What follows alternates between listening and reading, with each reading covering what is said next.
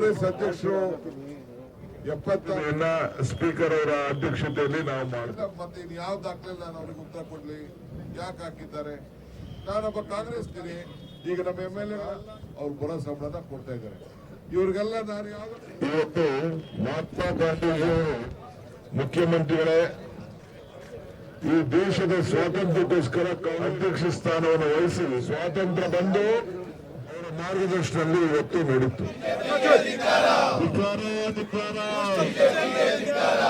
ಜಯವಾಗಲಿ ಜಯವಾಗಲಿ